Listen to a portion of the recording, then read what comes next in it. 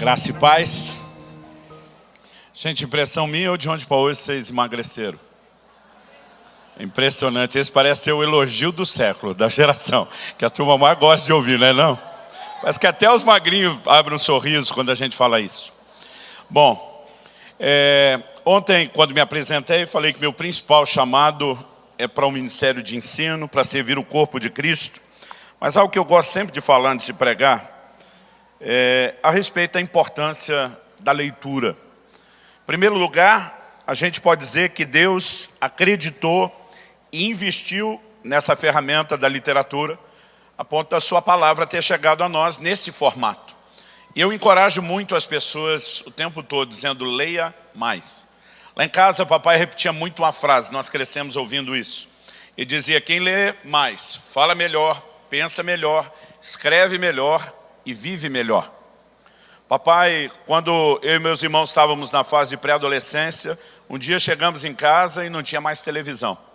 Meu irmão mais velho, eu brinco em nome do sindicato dos filhos frustrados, foi humildemente perguntar a papai, porque filho naquela época não tirava satisfação com o pai não, a coisa era mais respeitosa. E meu irmão foi perguntar, papai, cadê a televisão? Meu pai disse, eu vendi. Meu irmão perguntou, vai comprar outra? Ele disse, não. Aí meu irmão arriscou uma terceira pergunta.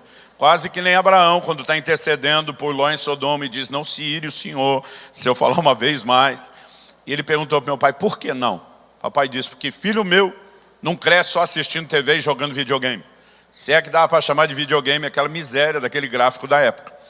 Mas, papai baixou uma portaria em casa naquele dia, falou, a partir de hoje vocês vão aprender a ler.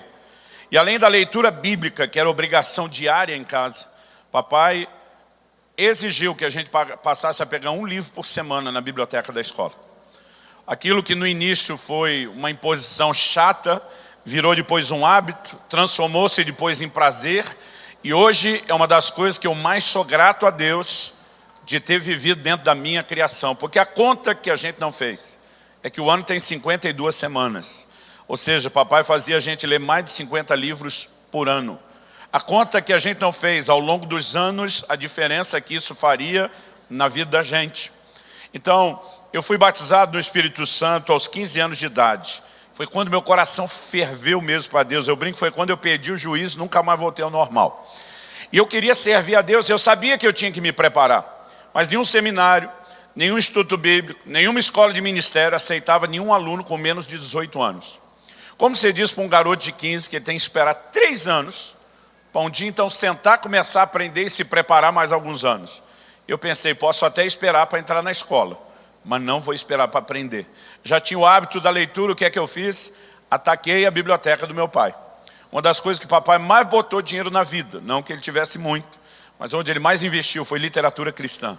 Eu ataquei aquela biblioteca naqueles 3 anos. Quando finalmente completei os 18 anos e fui para o Instituto Bíblico, eu fiz apenas alguns meses de aula. E um dia o diretor me chama para uma conversa e ele diz o seguinte, olha, eu nunca fiz isso antes na vida e acho que nunca vou fazer depois, nunca conheci ninguém que tenha feito, mas para encurtar a história, ele me tirou da condição de aluno, me botou para dar aula, dizendo, é evidente que você estava se preparando muito tempo antes de chegar aqui. E o resumo menor é que eu ajudei a formar minha classe e não tenho diploma. Eu não posso dizer para você que eu não acredito na literatura. Ela tem moldado minha vida, minha caminhada, né? Tem contribuído muito para o ministério. E eu costumo dizer às pessoas, a leitura é algo que você tem que tornar um hábito. Leia sempre, leia todo dia. Outro dia um irmão falou para mim, não pastor, é que eu não sou bom na leitura. Eu falei, você não vai ficar nunca, você não treina. Né? A única forma de ficar bom em alguma coisa é treinando. Meu filho, quando completou 6 anos de idade, o Israel, hoje está para completar 21. Lá em casa, os dois, né, meu menino e minha menina foram alfabetizados cedo, porque minha esposa é uma pedagoga e ela começou cedo com eles. Aos 5 anos ela começou o processo de alfabetização. Quando ele completou 6, ele já tinha uma leitura razoável. Eu dei uma Bíblia de presente para ele, falei, filho, isso aqui é Bíblia de gente grande, não é de criança não. A linguagem era mais fácil, mas era o texto completo. Hoje em dia a gente tem essas Bíblias com história resumida para criança. E falei, papai quer que você leia a Bíblia todo dia. Ele olhou para mim e falou, pai, o que eu preciso para ler a Bíblia em 1 ano? Ele tinha 6 anos de idade. Eu falei, filho, vamos fazer a conta? Eu falei, a Bíblia tem 1189 capítulos. Dividido pelos 365 dias do ano, dá 3,25 a conta. Ele falou, se eu ler 3 capítulos por dia, eu leio um ano. Eu falei, é 3 e um pedacinho. Eu falei, para facilitar a sua conta, faz assim, de segunda a sexta, que é dia de aula, você lê 3. Sábado e domingo, que não tem aula, você lê 4 capítulos. Ele falou, se eu fizer só isso, eu vou ler em um ano. Eu falei, mas tem que ser todo dia. Ele falou, eu vou ler todo dia. Gente, faltavam 2 ou 3 semanas, não tenho certeza, para ele completar os 7 anos. E ele terminou de ler a Bíblia pela primeira vez. Outro dia alguém falou, menino é um gênio. Eu falei, não, ele entendeu o poder do parcelamento. Aos 7 anos de idade, ele leu a Bíblia a segunda vez. Aos 8 anos de idade, ele leu a Bíblia a terceira vez. Aos 9, ele mudou a conta. Ele falou, papai, se eu ler 7 capítulos da Bíblia por dia, eu leio ela 2 vezes no ano. Eu falei, exatamente. Aos 11 anos de idade, ele tinha lido a Bíblia 9 vezes. Eu conheço uns pastores que ainda não chegaram lá. Então, o que eu digo às pessoas, leia sempre, leia todo dia. Deixa um livro no banheiro, você tem que ir lá todo dia, a Bíblia manda remir o tempo que os dias são maus. E não me diga que você não tem tempo para ler, porque é o que eu mais, não pastor, não tenho tempo. Eu digo, me dá seu celular, vou te mostrar quanto você gasta de bateria por dia, em qual aplicativo, e você vai descobrir como você tem tempo, o que você não tem é prioridade. Então, eu quero te encorajar, leia mais. Você recebe encorajamento? Fala para uns 2 ou 3 sua volta, fala para ele, leia mais. Principalmente a Bíblia. Ok, já que você decidiu ler mais, eu queria te dar umas dicas de leitura. Eu tenho ali um livro evangelístico que farei de Jesus chamado Cristo. Se você quiser presentear, fala do julgamento de Jesus diante de Pilatos, a R$5 em 5 de 1.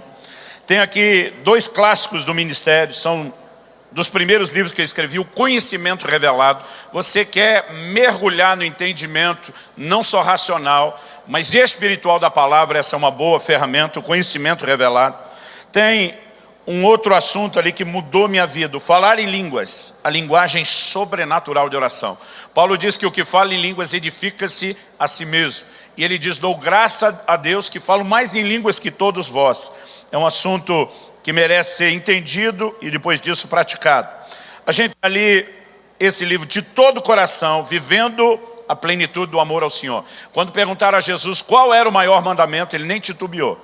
Ele diz, amarás o Senhor teu Deus de todo o teu coração, com toda a tua alma, entendimento e força.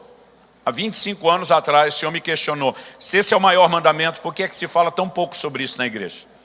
Eu criei vergonha na cara, falei, vou estudar o assunto, primeiro para viver, depois para compartilhar, e o que de melhor, nas últimas 2 décadas, a gente tem ensinado na área, está nesse texto aqui. Um outro clássico do ministério ali é esse, uma questão de honra, o valor do dinheiro na adoração. Eu acredito que o entendimento desse livro pode mudar não só a sua vida financeira, mas o mais importante, sua relação com Deus. E tem ali o recém-saído, esse mês foi publicado aqui no Brasil, livro de um dos meus escritores prediletos, que é o John Bevere. Deus, cadê você? Como encontrar força e propósito no seu deserto? Esse tem só um pouquinho. E ontem eu falei dos nossos 3 livros mais novos, Até que Nada Mais Importe, Maturidade, O Acesso à Herança Plena e O Impacto da Santidade, Compromisso Profundo, Resultados Extraordinários. Eu acredito que aqui, nesse combo, nós temos mais de 700 páginas de ensino. E a gente falou ontem, está fazendo um preço diferenciado.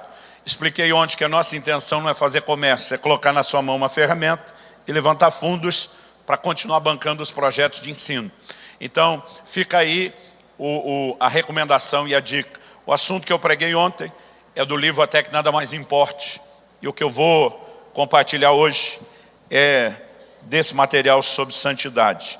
Abra a sua Bíblia, por favor, em Ezequiel, no capítulo 48.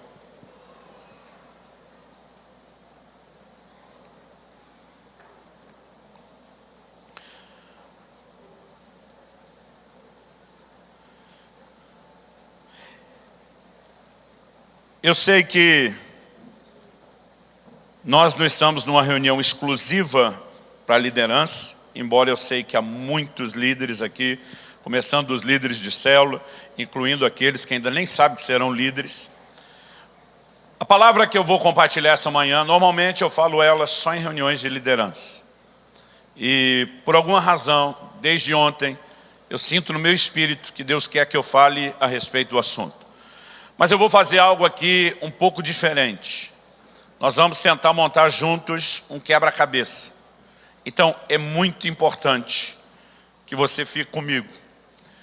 Uma olhadinha no celular, uma mensagem você respondeu, você pode perder completamente a linha de raciocínio. Pastor, não é tão difícil encaixar as coisas assim, mas eu vou contar uma história meio que de trás para frente. Nós vamos começar pelo final dela. Já assistiu aqueles filmes que começam com uma cena interessante, de repente congela e diz, tanto tempo antes, aí ele está te dizendo, olha, tudo agora é para você entender como é que chegou aqui. Então nós vamos fazer algo parecido. Só que a diferença é que cada vez que eu volto um tempo na história, eu vou te ajudar a entender dali para frente, mas eu vou voltando aos poucos, para que dessa forma, e só no final você vai entender o que eu quero construir, é que você perceba que eu não quis entregar o ouro todo de uma vez só. Então, fica comigo, eu tenho certeza que vai trazer luz ao seu coração. Ezequiel capítulo 48, versículo 11 e 12. O final do versículo 10 fala de uma região santa dos sacerdotes. E o 11 diz assim, será para os sacerdotes santificados. Repita comigo, sacerdotes santificados. Mais uma vez, sacerdotes santificados. Então o texto diz, será para os sacerdotes santificados, para os filhos de Zadok, que cumpriram o seu dever e não andaram errados, quando os filhos de Israel se extraviaram, como fizeram os levitas. Será região especial dentro da região sagrada, lugar santíssimo, fazendo limites com a porção dos levitas. Olhe para cá um instante. Ezequiel está falando num momento único e singular da história. Eles estão voltando do período do exílio de Babilônia. E nesse momento do pós-exílio, momento de reconstrução, nós sabemos que não apenas teríamos, sob a liderança de Esdras, a reconstrução do templo, mas nós temos uma orientação de Deus a respeito de como tudo deveria ser. Há uma discussão entre escolas teológicas sobre se Ezequiel está falando para a reconstrução dos dias ou se tem uma perspectiva escatológica. O ponto em questão não é nem esse. Deus está dizendo como seria o templo nos mínimos detalhes. E ele diz, haverá uma região sagrada em volta do templo, mas dentro dela vai ter uma região ainda mais nobre. E Deus diz, eu vou dar um destino para ela. Deus está dizendo, essa herança especial, esse melhor pedaço de terra, ou o que a gente poderia chamar para os levitas, o melhor condomínio para se morar. Deus diz, será para os sacerdotes santificados. Deus especifica não apenas esse adjetivo dos sacerdotes santificados, mas ele também se refere a uma linhagem. Ele diz, será para os filhos, para a linhagem, para a casa de Zadok. E Deus dá exatamente o motivo. Ele diz que não andaram errados quando todos os demais levitas se desviaram. A partir daqui, eu quero construir duas ideias em paralelo. Primeiro, Deus tem o que nós podemos chamar e classificar de uma herança para os santificados. E esse é o tema da minha mensagem hoje. Deus está dizendo para vocês que me levaram a sério, se posicionarem em santidade, eu tenho um legado, uma herança especial. Segundo, Deus está falando de uma linhagem específica. E nós precisamos entender, junto com a história dessa linhagem, os princípios da palavra de Deus, que revelam, na verdade, um propósito a respeito do que Deus espera dos seus ministros, do que Deus espera dos seus obreiros. Então, esse é o ponto onde nós temos Deus promovendo, exaltando, honrando os sacerdotes santificados. Esse é o ponto final da nossa história, onde nós vamos chegar. Mas para entender quem são esses filhos de Zadok, ou essa linhagem, eu preciso que você volte comigo agora, no primeiro livro de Samuel, no capítulo 2, e nós vamos ler a partir do versículo 27. Primeiro livro de Samuel, capítulo 2, a partir do versículo 27.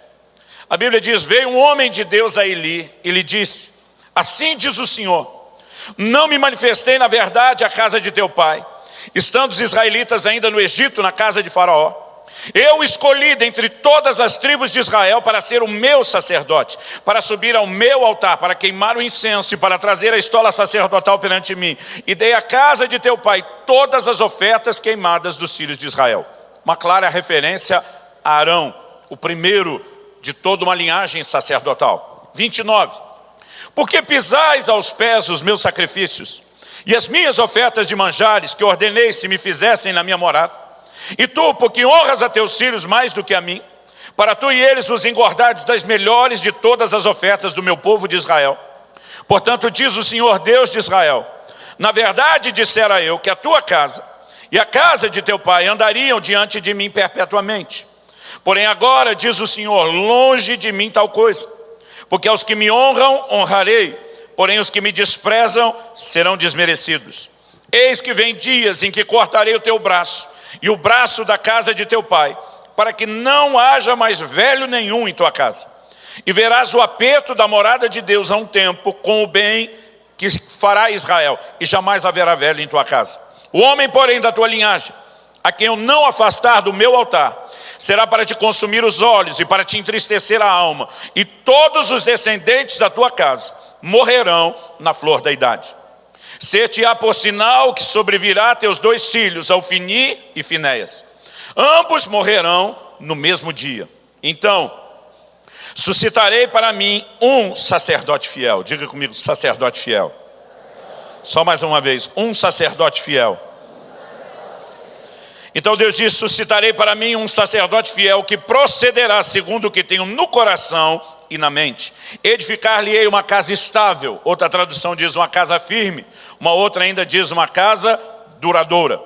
Então o Senhor diz: edificarei uma casa estável e andará ele diante do meu ungido para sempre. E será que todo aquele que restar da tua casa virá inclinar-se diante dele para obter uma moeda de prata e um bocado de pão, e dirá: rogo-te que me admitas a algum dos cargos sacerdotais para ter um pedaço de pão que coma. Então agora nós voltamos um bom tempo na história para compreender um episódio que eu acredito ser imprescindível, que nos ajude a chegar lá no final da história com a mentalidade correta. Nos dias de Eli, nós temos uma corrupção na ordem ministerial. A Bíblia diz que os filhos de Eli roubavam a oferta das pessoas, se prostituíam com as mulheres no templo, e que Eli não os repreendeu.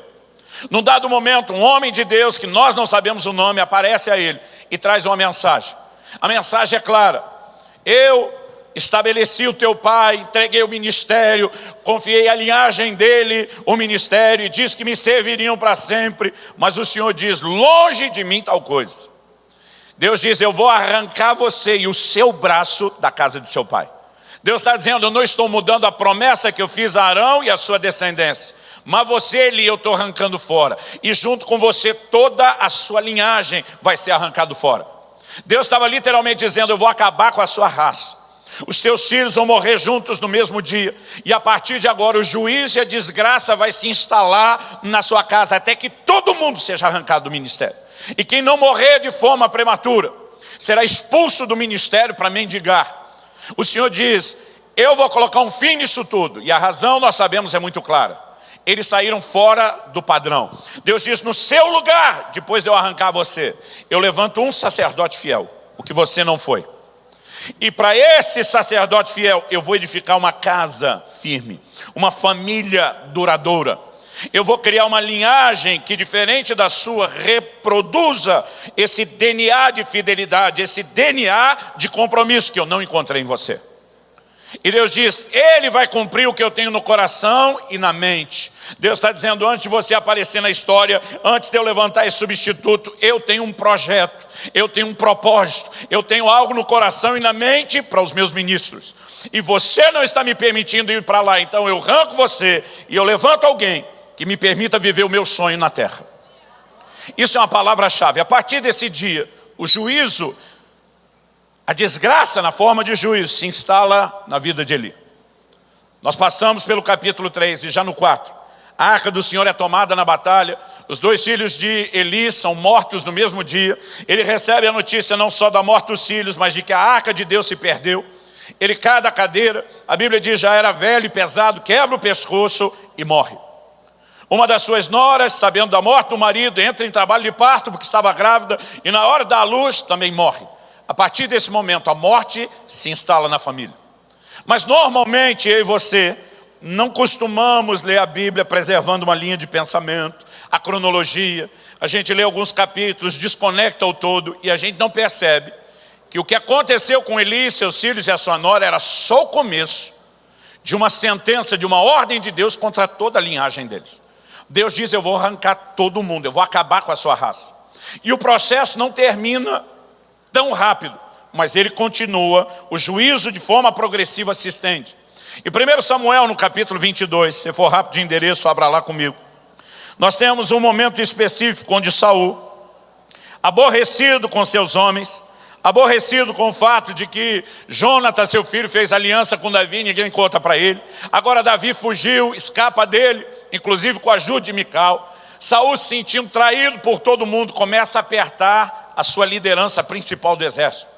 E ele começa a dizer para eles: vocês acham que quando Davi for rei, ele vai dar o que eu dei para vocês? Vocês vão ter cargo de confiança, vão ter os privilégios que eu dei a vocês, as vinhas, o salário, a honraria. Em outras palavras, Saul estava lembrando: se eu cair, vocês caem tudo junto, cambada. E com esse incentivo, a Bíblia diz que um tal de Doeg, um edomita, que tinha ido à casa do Senhor no momento em que Davi passa e pede ao sacerdote Aimeleque para consultar o Senhor em favor dele. Doeg resolve dar com a língua nos dentes e diz: olha, eu vi Davi passar pelo sacerdote, consultou o Senhor, deu provisão para ele, é tudo que eu sei. A Bíblia diz que o rei manda chamar Aimeleque. E junto com ele vem uma tropa de sacerdotes. Saul começa a acusá-los, dizendo: vocês estão de mãos dadas com o rei. Aimeleque tenta se defender e diz: eu não estou sabendo de nada que está acontecendo. O homem é seu genro, é capitão do seu exército, é o homem da sua confiança. O que eu fiz de errado consultando ao Senhor em favor dele? Mas por mais que ele tente se defender, Saul dá uma sentença.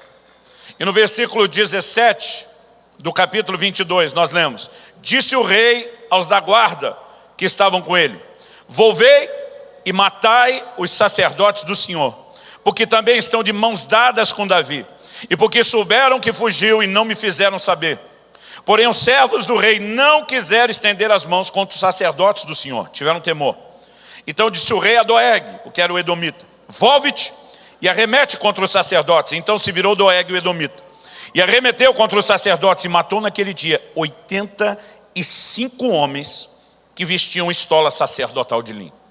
Não bastasse essa chacina dos 85 sacerdotes, olha o versículo seguinte, o 19. Também a Nobe, que era uma cidade sacerdotal, também a Nobe, cidade desses sacerdotes, passou ao fio da espada homens, mulheres, meninos, crianças de peito, bois, jumentos e ovelhas. Saul mandou exterminar uma cidade inteira. Não apenas os 85 sacerdotes, mas tudo, todos os animais, todos os familiares. Toda aquela cidade foi exterminada, com uma exceção. O verso 20 diz: porém dos filhos de Aimeleque, filho de Aitube, um só, cujo nome era Abiatar, salvou-se e fugiu para Davi. Ele anunciou que Saul tinha matado os sacerdotes do Senhor. Então Davi disse a Abiatar: bem sabia eu naquele dia, que estando ali Doeg o edomita não deixaria de o dizer a Saul: fui a causa da morte de todas as pessoas da casa de teu pai. Fica comigo, não temas, porque quem procura a minha morte, procura também a tua. Estarás a salvo comigo. Então agora nós temos um único homem dessa cidade, e não só dessa cidade, mas dessa linhagem sacerdotal que está vivo.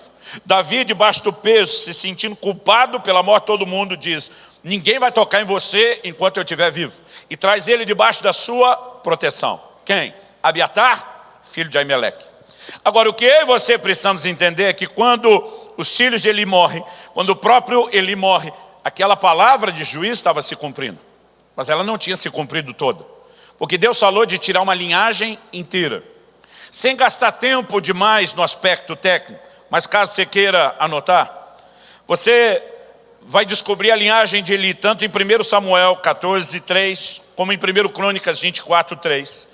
Que fala tanto de Aías, como também de Aimeleque, como descendentes de Eli. Resumindo, Aimeleque era filho de Aitube, e Aitube era neto de Eli. Aimeleque, portanto, era bisneto de Eli. E esse Abiatar que fugiu, era tataraneto de Eli. Então nós temos agora um último homem de uma linhagem inteira que está vivo. Todo o restante da linhagem de Eli foi exterminado naquela cidade. Durante os dias em que Davi foge de Saul, depois quando é estabelecido no seu reinado em Judá, depois em todo Israel, Abiatar e um outro sacerdote estão o tempo todo ao lado de Davi. Eles carregam a arca do Senhor, a estola sacerdotal, consultam o Senhor. Isso vai ao longo de toda a vida de Davi. Porém, Davi organiza a casa antes de morrer, interrompe a conspiração de Adonias pelo trono e coloca Salomão. Salomão, quando assume o trono, olha para o seu irmão Adonias, um dos mais velhos filhos de Davi, e diz: você tentou puxar meu tapete. Ele diz: eu estou de olho em você. A hora que você pisar fora do prumo, botar o pé fora da linha, eu venho com tudo para cima de você. E Salomão só ficou esperando Adonias dar motivo. O dia que deu motivo, ele vai para cima de Adonias e manda matá-lo. O problema é que na conspiração de Adonias, duas forças se uniram. Uma força política e uma religiosa. A força política, podemos chamar militar, era Joabe, capitão da guarda de Davi, do exército. E o outro era o próprio Abiatar que estamos falando.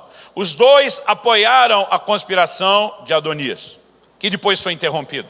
No momento em que Adonias morreu, Joabe pensa: Salomão está fazendo a limpa. Ele corre e agarra nas pontas do altar, que era o maior clamor por misericórdia que alguém poderia fazer. Salomão manda arrancá-lo de lá, por conselho de Davi, seu pai. Ele diz: não deixa esse homem morrer em boa velhice. Ele matou 2 capitães melhores do que ele, a traição. Davi está reconhecendo: eu não tive peito e coragem para lidar com o problema, mas você, meu filho, resolva o que eu nunca resolvi. E Salomão, determinado, arranca Joabe de lá e manda matá-lo. Quem que sobrou da conspiração? Abiatar. Vá comigo agora para 1 Reis, capítulo 2. Primeiro livro de Reis, capítulo 2, versículos 26 e 27. Agora Salomão vai ter uma conversa com Abiatar e diz: e Abiatar, o sacerdote, disse o rei: vai para Anatote, para os teus campos, porque és homem digno de morte, porém não te matarei hoje, porquanto levaste a arca do Senhor Deus diante de Davi meu pai, e porque te afligiste com todas as aflições de meu pai. Expulsou, pois, Salomão Abiatar, para que não mais fosse sacerdote do Senhor. Agora preste atenção no final do 27. Cumprindo assim a palavra que o Senhor dissera sobre a casa de Eli em Siló. Quando os filhos de Eli morreram, a palavra estava se cumprindo? Sim. Quando Eli morreu, a palavra estava se cumprindo? Sim. Quando sua nora morreu, estava se cumprindo? Sim. Quando Ameleque e todos aqueles sacerdotes que estavam com ele e a cidade de Nob foram exterminados, a palavra estava se cumprindo? Sim, mas não totalmente. Enquanto houvesse um descendente de Eli, a palavra não tinha se cumprido totalmente. A Bíblia diz: quando Abiatar foi expulso, a palavra proferida lá em Siló, agora finalmente se cumpre. Mas se você lembrar daquela palavra, não era só uma palavra de expulsão daquela linhagem. O Senhor diz: no seu lugar, quando eu arrancar todo mundo, eu vou levantar um sacerdote fiel. Então a promessa não dizia apenas respeito à remoção da casa de Eli, mas há uma substituição. Pelo que Deus disse: um sacerdote fiel, que fará o que eu tenho no coração e na mente. Agora a pergunta: quem é o sacerdote fiel em quem se cumpre essa palavra? Durante todos os dias de Davi, eu disse que Abiatar e um outro sacerdote andaram juntos. O nome desse sacerdote é Zadok, que significa justo. Nos dias de Salomão, quem assume toda a liderança do sacerdócio é Zadok. E a partir de Zadok, Deus tem o cumprimento daquilo que estava no seu coração e na mente.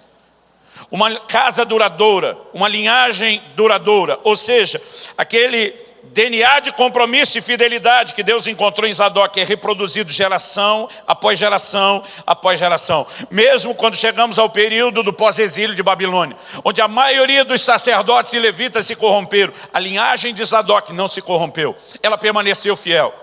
E deixa eu te dizer uma coisa: nós estamos vivendo dias que são um grande desafio, porque nós muitas vezes olhamos e vemos o padrão ministerial baixando. Não é apenas a ética, o padrão de santidade determinado por Deus baixando. Mas eu quero te dizer o seguinte: não é porque todo mundo resolveu fazer a coisa errada que o errado virou certo. O certo é certo, mesmo que ninguém esteja fazendo, ou quase ninguém esteja fazendo. E o errado é errado, mesmo que todo mundo esteja fazendo. Quando todos os sacerdotes se corromperam, a linhagem de Zadok diz: nós não. Deus deu através de nosso pai um trilho. Nós vamos nos mover dentro do trilho dos princípios. Nós não vamos abandonar isso. E o que nós precisamos entender é que essa decisão deles é nada mais, nada menos do que o cumprimento de um propósito estabelecido pelo próprio Deus para os seus obreiros. Então, quando você entende a promessa de um sacerdote fiel e de uma casa firme, você vai entender o desfecho lá na frente do texto que nós lemos. Mas para entender o que aconteceu aqui, nesse episódio, a partir da casa de Eli, a gente tem que voltar um pouquinho mais na história. E eu quero que você vá comigo para Números, capítulo 25. Enquanto você localiza o texto, eu quero ganhar tempo e fazer um resumo breve.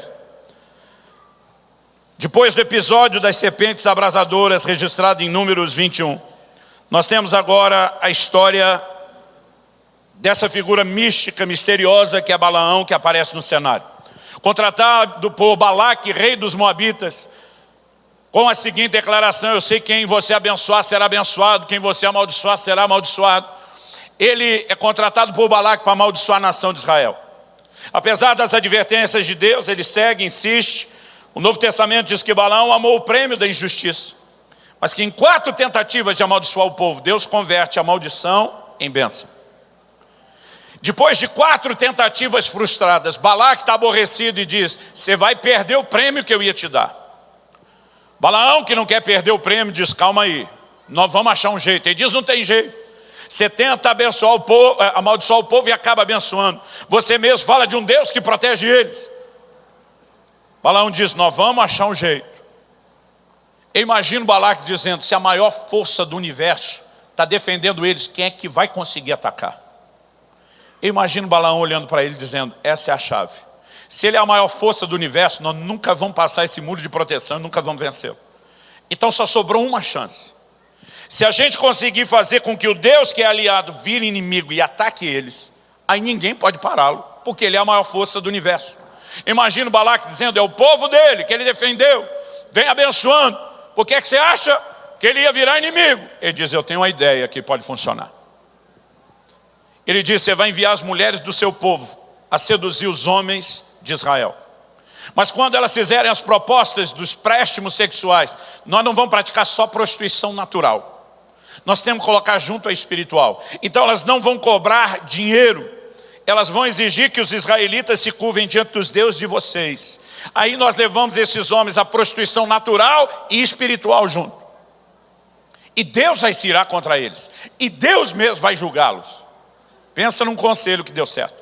Você só descobre que isso foi conselho de Balaão em Números 31:16. A Bíblia fala isso. Mas no Novo Testamento, Jesus se refere a esse conselho de Balaão. Então, é nesse momento que a palavra de Deus diz aqui em Números 25, versículo 1, o seguinte: habitando Israel em Sitim, começou o povo a prostituir-se com as filhas dos moabitas. Essas convidaram o povo ao sacrifício dos seus deuses, e o povo comeu e inclinou-se aos deuses delas. Juntando-se Israel a Baal-Peor, a ira do Senhor se acendeu contra Israel, exatamente como havia sido previsto. Disse o Senhor a Moisés: toma todos os cabeças do povo, enforca-os ao Senhor ao ar livre, e a ardente ira do Senhor se retirará de Israel. Então Moisés disse ao juiz de Israel: cada um mate os homens da sua tribo, que se juntaram a Baal-Peor.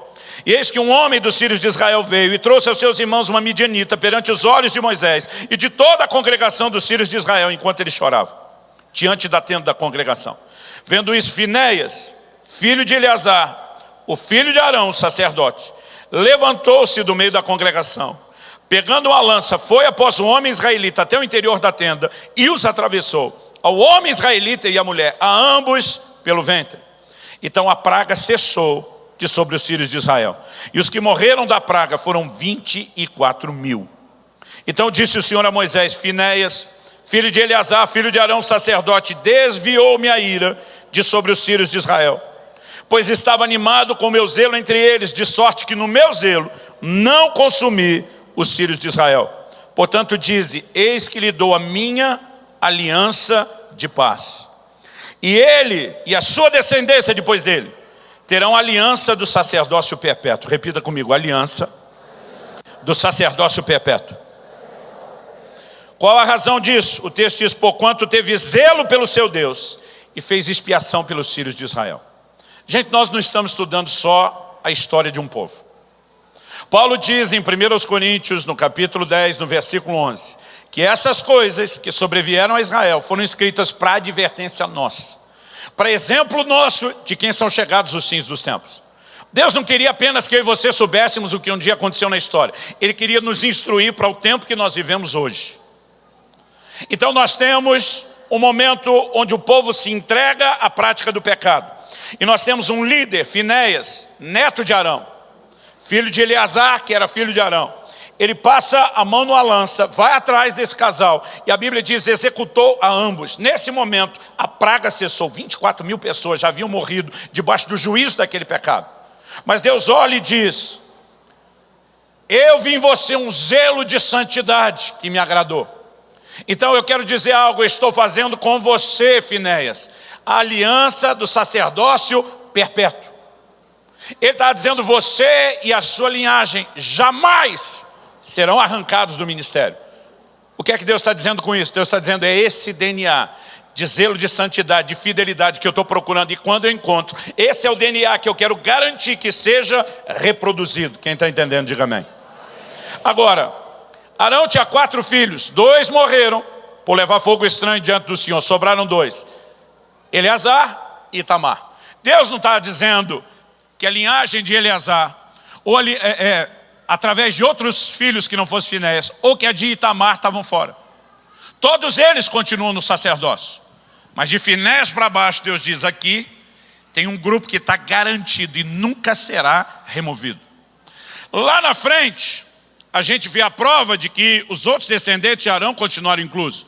Porque quando você estuda a linhagem de Eli, ele era da linhagem de Itamar. Estava liderando o sacerdócio. Deus não deixou de dar oportunidade aos demais. Mas quando a coisa bagunçou, e Deus diz, eu vou arrancar essa turma comprometida, e eu tenho que levantar um sacerdote fiel, aonde você acha que Deus foi procurar? Nós dissemos que Zadok é o cumprimento dessa palavra. E quando você vai estudar a linhagem de Zadok, e aqui é outro detalhe interessante, porque muitas vezes a gente acha que essa genealogia toda que está na Bíblia é só chatice. Mas em 1 Crônicas, capítulo 6, de 49 a 53, você descobre que Zadok, ele vem da linhagem de Finéias, neto de Arão. Na hora que a coisa corrompeu, Deus disse, não dá não, eu preciso de gente séria.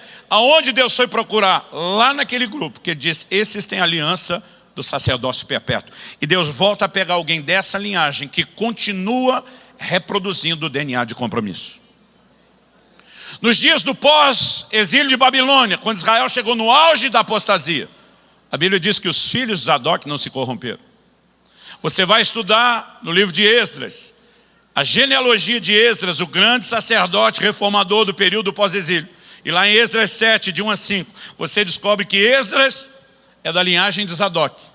E, portanto, da linhagem de Finéias, aquela que Deus diz, terão aliança do sacerdócio perpétuo.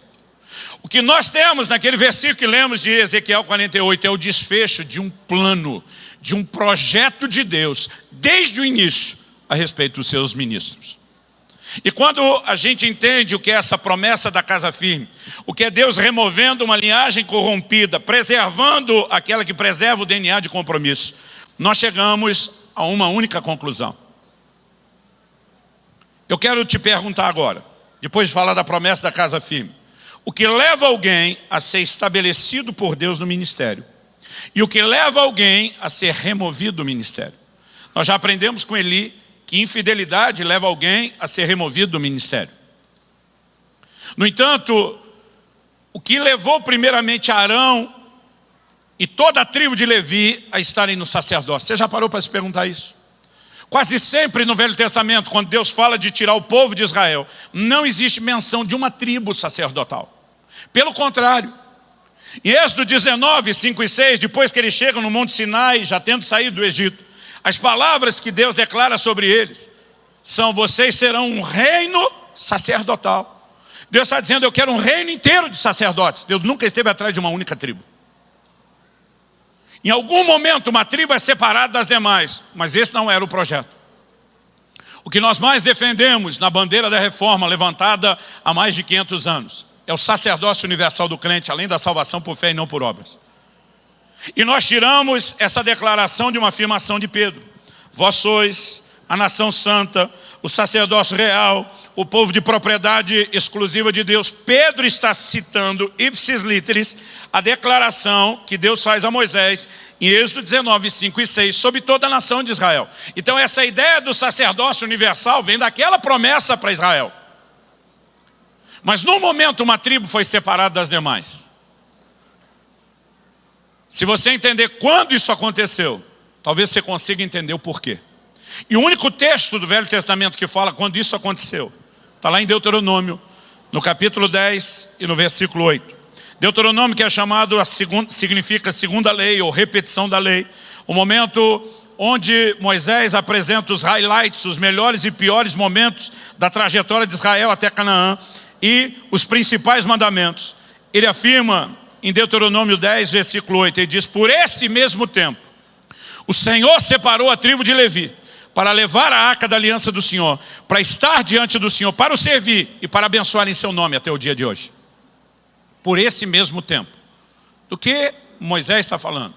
Ele se refere aos dois momentos, a primeira e a segunda subida no monte, onde ele permanece 40 dias recebendo as tábuas do mandamento. As primeiras ele quebrou e ele sobe a segunda vez.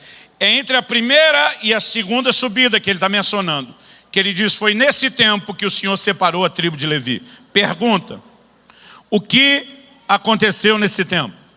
Dá uma olhadinha comigo, Êxodo capítulo 32, versículo 25. Moisés desce do monte por uma palavra de Deus: seu povo que você tirou do Egito já se corrompeu. O Senhor diz: eu vou destruí-los. Moisés dá um sermão em Deus sobre como ser Deus, não faz isso não. Mas quando ele desce e vê o que aconteceu, ele mesmo quebra as tábuas da lei, como quem diz: não brinco mais, chega, estou fora, desisto. E o verso 25 diz o seguinte: vendo Moisés que o povo estava desenfreado. Essa palavra traduzida aqui, desenfreado, no original hebraico significa desenfreado, sem freio. Vendo que o povo estava sem freio, em outras palavras, imparável, pois Arão o deixara à solta, sem cabresto, para vergonha no meio dos seus inimigos. Pôs-se em pé, obrigado, a entrada do arraial. Agora eu quero que você entenda aqui algo comigo. O que é a entrada do arraial? Hoje, quando você chegou, provavelmente passou pela entrada principal do templo. E ela só é entrada para quem está do lado de fora. O mesmo lugar considerado entrada, na hora que você for embora, será chamado de saída. Porque o que faz daquela linha que você passou, entrada ou saída, é o lugar onde você está. Se você está do lado de dentro, ela é saída. Se você está do lado de fora, ela é entrada. Quando a Bíblia diz que Moisés se pôs à entrada do arraial, está dizendo que ele saiu dos limites do arraial.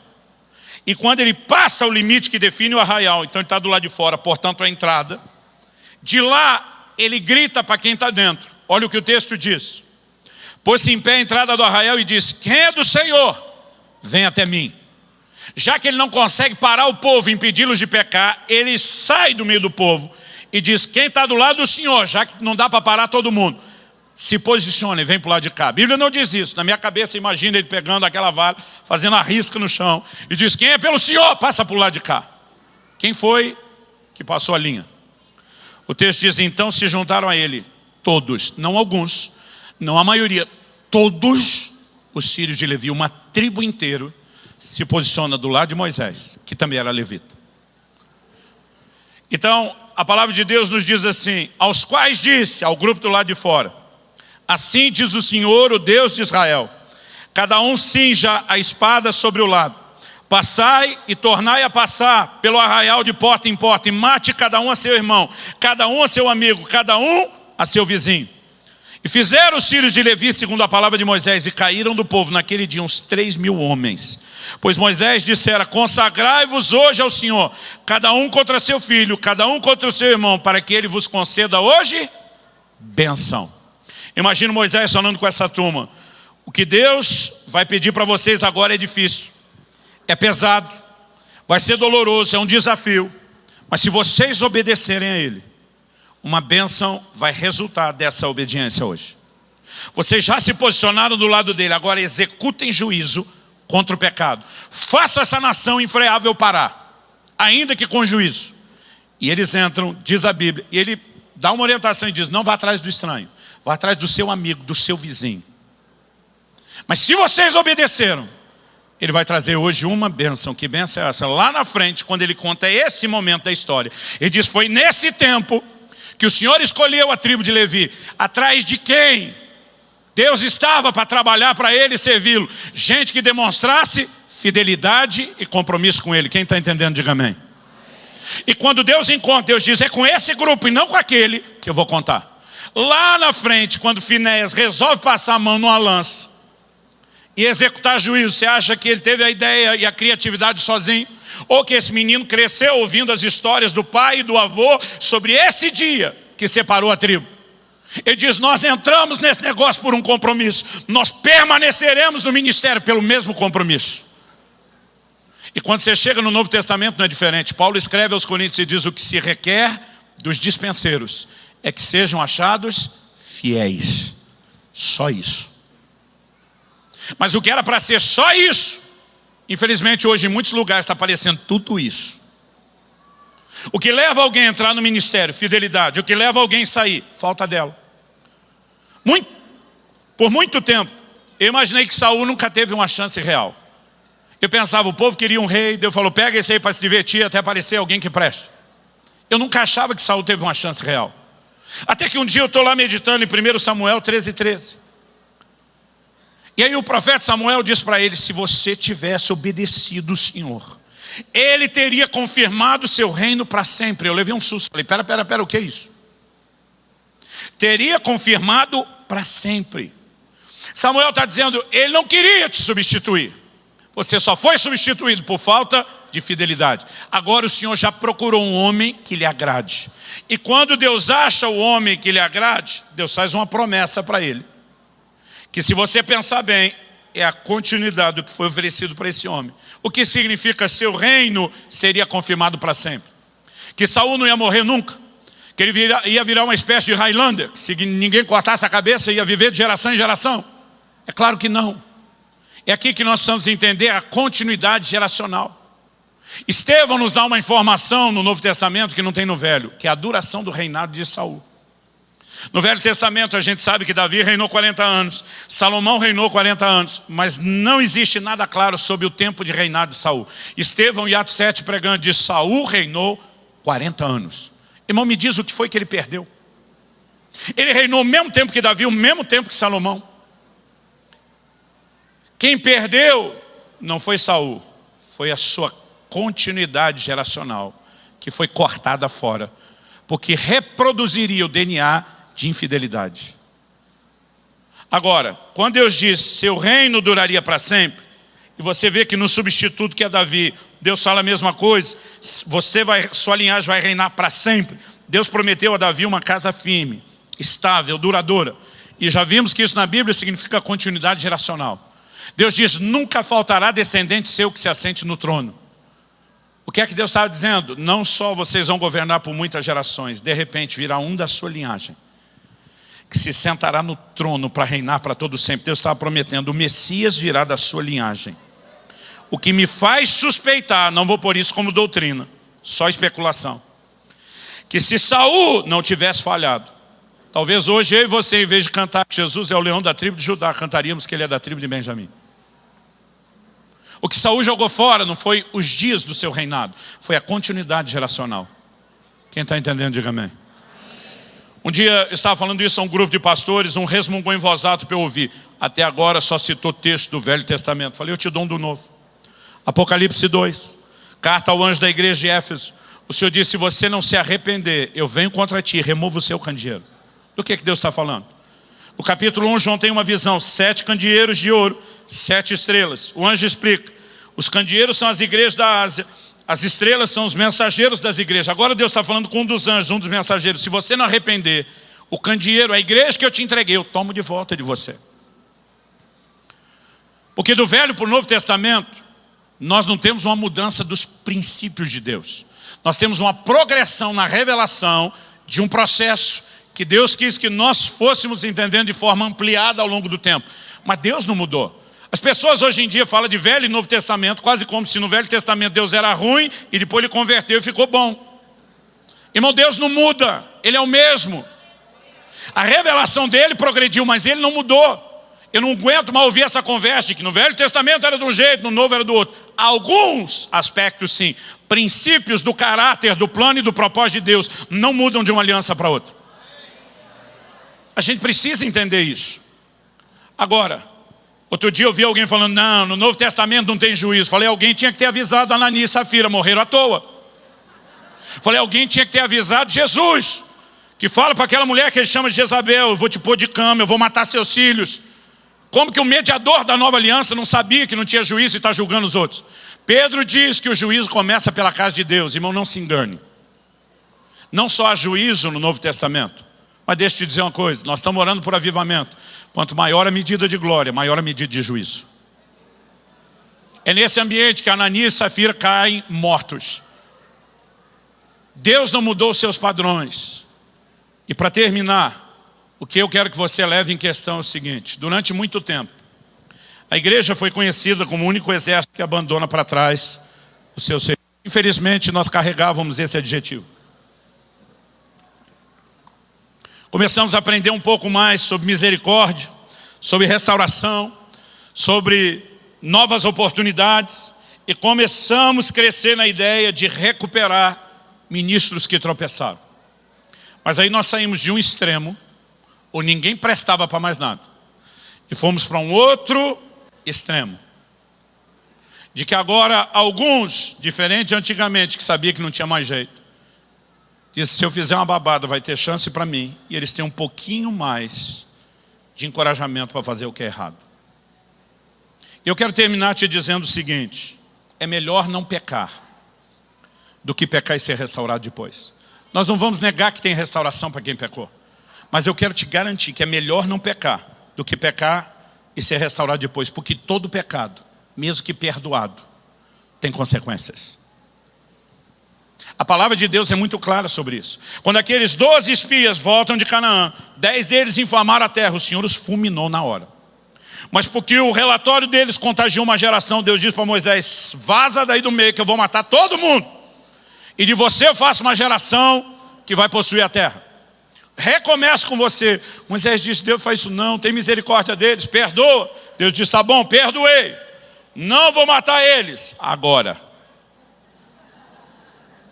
Todo mundo volta para o deserto. Para cada um dos 40 dias espiando a terra, para cada dia 1 ano. 40 anos, Deus disse, vou matar ele aos poucos. Mas ninguém vai entrar na terra. Mas Deus, o Senhor perdoou ou não perdoou? Perdoei. Tanto que não vou matar agora. Mas vou matar aos poucos. Irmão, deixa eu te dizer, a ideia de que o perdão remove qualquer consequência, ela é equivocada. Segundo Samuel capítulo 12, Natã confronta Davi. Conta uma história que eu acho que os pastores e líderes deveriam adotar essa estratégia nos seus aconselhamentos. Jesus disse que a gente vê o cisco no olho do irmão de longe, só não vê a trave no nosso. Outro dia alguém falou, não pastor, a gente é ruim de enxergar problema. Eu falei, não, a gente é ruim de enxergar o nosso, porque o dos outros a gente vê bem. Então Natã conta uma história como se fosse uma terceira pessoa, porque cisco no olho dos outros a gente enxerga. Davi fica revoltado, sem saber que estava falando dele. E como rei ele sentencia esse homem à morte. Esse homem tem que morrer. Natã diz, pois é, pela sua falta de entendimento, vou explicar, esse homem é você. Agora, pela lei de Moisés, Davi tinha que morrer tanto pelo adultério como pelo homicídio. Agora, pela sentença real, proferida pela sua própria boca, ele tem que morrer. E aqui nós temos uma janela de graça se abrindo no Velho Testamento.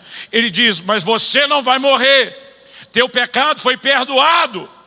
Eu imagino que enquanto Davi está assim, preparando aquele, ô glória, Natã já atropela ele e diz, mas a espada dos amonitas que você usou contra Urias jamais se apartará da tua casa. Você foi perdoado, Davi, mas o que você fez com a mulher do cara escondido, vão fazer com as suas à luz do dia. Irmão, a vida de Davi, com o perdão da palavra, virou uma desgraça, um inferno depois desse dia. Porque a espada avança dentro da sua casa.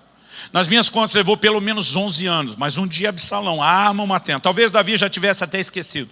Ele arma uma tenda, possui todas as concubinas de Davi diante de toda a nação, para mostrar que a rebelião e a revolta dele não tinham mais retorno.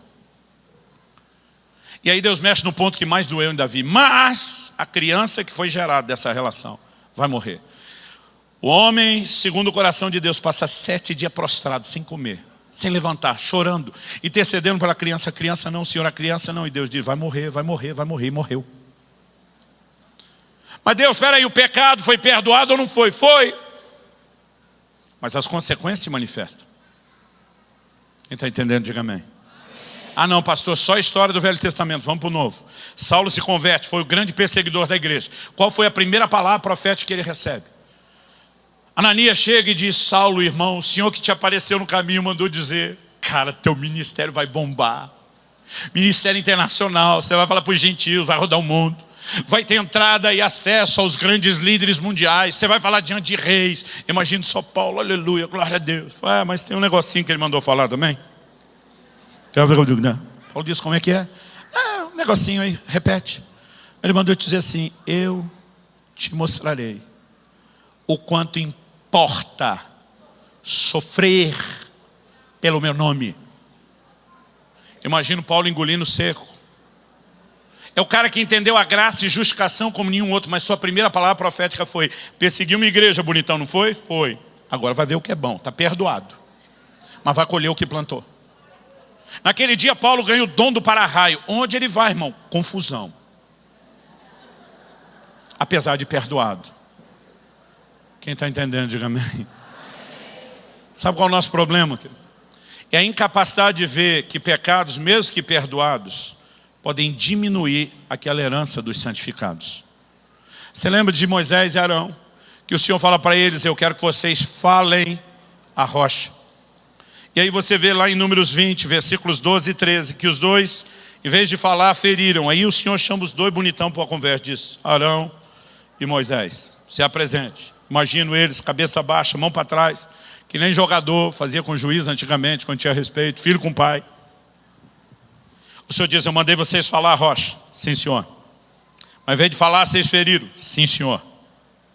E diz, pois é, porque vocês não me honraram. Porque vocês me desobedeceram. Vocês não vão entrar na terra prometida. Não era o tipo de pecado que os lançaria fora do ministério. Mas foi o tipo de pecado que diminuiu a herança deles. Eles saem de Cades Barneia, andam um pouquinho. Chega no Monte Hor, Deus diz para Moisés, sobe com Arão, seu irmão, e o seu sobrinho Eleazar, o filho dele. Quando chegar lá em cima, tira as vestes sacerdotal de Arão. Coloquem Eleazar, vocês dois descem. Arão fica, vai morrer. Por quê? Eles estão no limiar da terra. Deus diz, não vai entrar. Aí você pula o capítulo 21, episódio das serpentes abrasadoras, 22 a 25 de Balaão. Quando chega no 27, parece muito tempo, mas não é. Chega a vez de Moisés. Deus diz, agora você, bonitão, sobe para o Monte Abarim. Diferente, seu irmão, vou deixar você olhar a terra. Eu sempre achei que Deus deu mais moral para Moisés. Hoje eu já questiono isso. Eu acho que Deus estava de provocação e disse, olha o que é que você perdeu. Olhar. Mas só olhar, porque não vai entrar não. Porque os nossos pecados, ainda que perdoados, eles trazem consequências, eles afetam a nossa herança. Então termina comigo no livro de Ezequiel, capítulo 44, a partir do versículo 10. Nós vamos voltar no mesmo Ezequiel, que fala da mesma linhagem de Zadok. Mas primeiro, nós temos uma informação importante. Ele diz, os levitas, porém, que se apartaram para longe de mim, quando Israel andava errado, que andaram transviados, desviados de mim, para irem atrás dos seus ídolos, bem levarão sobre si a sua iniquidade. Eu gosto da Almeida atualizada, que é o tipo de tradução por literalidade. Mas muitas vezes gosto de comparar com a NVI, que é o tipo de tradução chamada por equivalência. Ela nem sempre traduz, às vezes ela interpreta. Isso pode ser ótimo e às vezes pode ser um perigo. NVI diz, sofrerão as consequências da sua iniquidade. Porque se levarão sobre si a iniquidade, não é que não foram perdoados. Mas a iniquidade cometida, agora perdoada, vai trazer prejuízo. Qual prejuízo? 11. Contudo, eles servirão no meu santuário. Então eles não foram descartados do ministério. Eles servirão no meu santuário como guardas nas portas do templo, ministros dele. Eles imolarão o holocausto e o sacrifício para o povo. Estarão perante este para lhe servir. Porque eles ministraram diante dos seus ídolos e serviram a casa de Israel de tropeço de maldade. Por isso, levantando a mão, jurei a respeito deles, diz o Senhor Deus, que levarão sobre si a sua iniquidade. Não se chegarão a mim para me servirem no sacerdócio. Todas as outras funções que Deus descreve é a de meros levitas, mas Deus diz sacerdócio não. Nem se chegarão a nenhuma de todas as minhas coisas sagradas que são santíssimas, mas levarão sobre si a sua vergonha e as abominações que cometeram. Contudo, eu os encarregarei da guarda do templo, de todo o serviço e de tudo que se fizer nele. Deus rebaixou esses sacerdotes à função de meros levitas. Alguém que era só um levita jamais poderia fazer o que um sacerdote faria. Deus não precisaria dizer que era proibido. Deus está pegando gente que antes era sacerdote e diz por causa do pecado de vocês, não vou descartar, vocês estão perdoados, vocês serão reaproveitados no ministério, mas não estarão na mesma posição que estariam se tivessem sido fiéis. Quem está entendendo? Agora olha o 15 e 16, aqui a gente termina. Quero até que você fique em pé para ler o 15 e 16, para parecer que está acabando mesmo.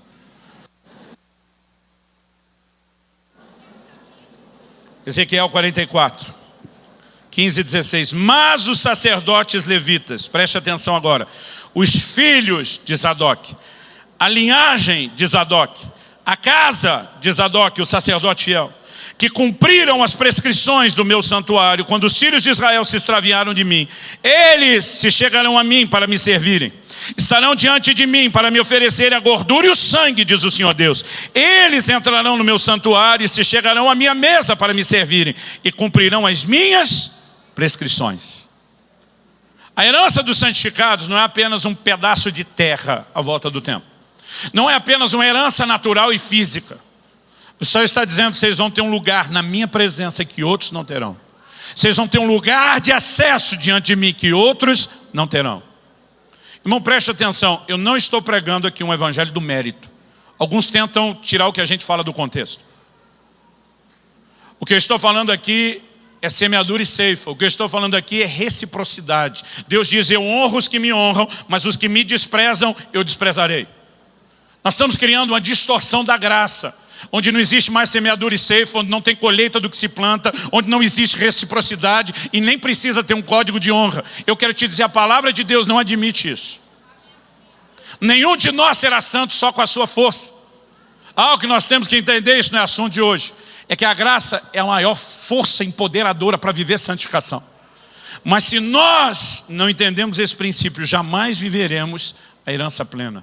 Há um grito no coração de Deus por uma linhagem de Zadok, que mesmo que não seja literal, que continue se multiplicando, de gente que honre ao Senhor com a sua conduta, com a sua postura.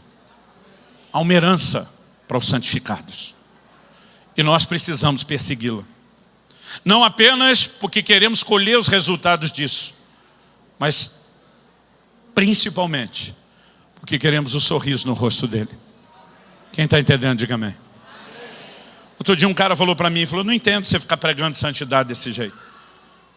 Ele falou, nada que eu fizer de bom vai fazer Deus me amar mais, e nada que eu fizer de ruim vai fazer Deus me amar menos. Falei, isso é verdade? Falei isso para o meu filho um dia, falei para ele. Quando ele chegou com um boletim em casa que tinha uma nota vermelha, ele estava apavorado. Falei, filho, deixa eu te explicar uma coisa. Nada que você fizer de ruim vai fazer eu te amar menos. Nada que você fizer de bom vai fazer eu te amar mais. Eu não te amo pela sua performance, eu te amo porque você é meu filho. Pensa o menino, está tremendo de medo. Aí o rostinho dele foi aliviando, uma paz foi entrando. Mas daqui a pouco a carinha de paz foi mudando para uma cara de malandragem. Quase como quem diz, então liberou geral. Eu falei para ele, mas se você quiser me agradar, a conversa é outra. Tem duas doutrinas bíblicas bem distintas. Uma fala do amor que Deus tem por você.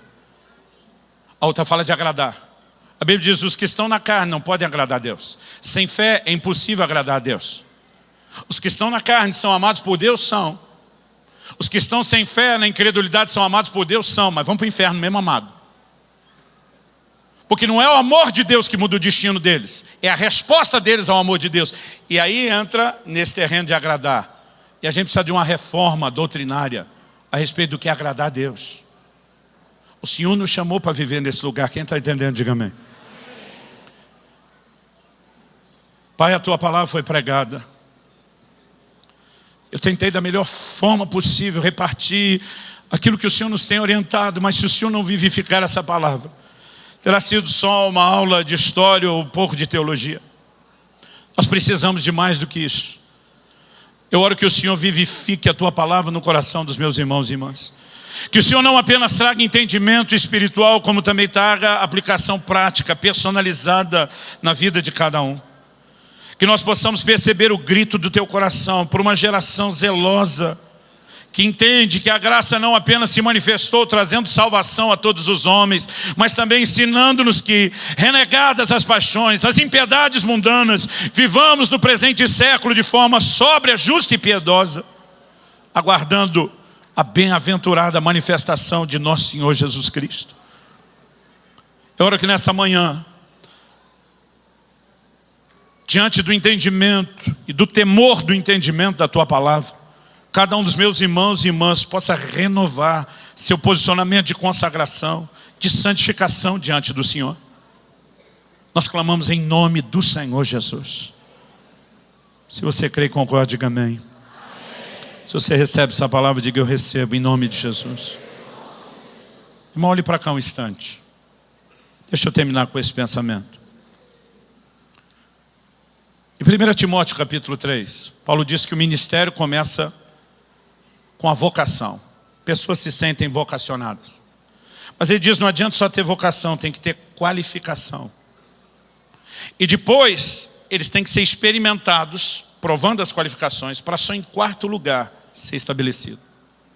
Quando você pega 1 Timóteo 3, há uma lista de qualificações, juntando o que ele fala dos bispos, dos diáconos, eliminando as repetidas, mas juntando essas duas listas, você tem 16 características explícitas. Podemos discutir pelo menos uma implícita, além das 16. Mas vamos ficar só nas 16. Das 16 explícitas, só uma diz respeito à habilidade. Seja apto para ensinar. Todas as outras 15 são traços de caráter. Agora, o que a igreja fez nos últimos séculos? A gente descartou as 15. E a gente concentra todo o treinamento de liderança só no seja apto para ensinar. Dando habilidade, habilidade, habilidade. Quando o ministério deveria ter como principal força o exemplo. Paulo diz, seja meu imitador. Hoje em dia a conversa, não olha para o homem não, irmão, olha para Jesus. A primeira geração dizia, olha para nós como nós olhamos para Jesus. Nós somos sérios em copiá-lo e você vai poder copiar a gente. E esse código de dignidade dos ministros precisa ser restaurado. É a isso que Deus está nos chamando. Eu não aguento mais andando pelo Brasil e pelo mundo, ver pastores e líderes tropeçando e caindo. Eu não aguento mais. Deus não é como Davi, ele não bota um Urias na linha de frente para que morra. O ministério não tem que ser uma missão suicida. É só nós nos conectarmos corretamente com ele. Nenhum de nós precisa terminar mal. Mas durante muitas vezes eu tenho orado a Deus, tenho dito, Senhor, se a corda for arrebentar para o meu lado, o Senhor é o Deus onisciente. Se eu não for segurar a onda, eu lhe imploro, me leva antes. Não me deixa viver para desonrar o seu nome. Você consegue imaginar, se em vez de tanto escândalo, como a gente tem hoje em dia, se a gente tivesse homens que fossem olhados, homens e mulheres pela sociedade como gente digna de ser copiada e de exemplo, o impacto que o Evangelho de Jesus não teria na terra. Mas existe não só um grito no coração de Deus, há uma convocação que começa pelos ministros. Chorem os ministros do altar. Há um chamado ao arrependimento, ao conserto, à santificação. Nunca você vai achar na Bíblia e história avivamento sem santificação. A gente está orando muito por avivamento e santificando pouco. Se a gente combinar um pouco mais de santificação, pode até orar menos por avivamento, que ele vai manifestar mais rápido. Alguém tem que tomar esse microfone de mim. Foi um prazer servi-los na mesa do Senhor, do pão sagrado da palavra. Deus te abençoe.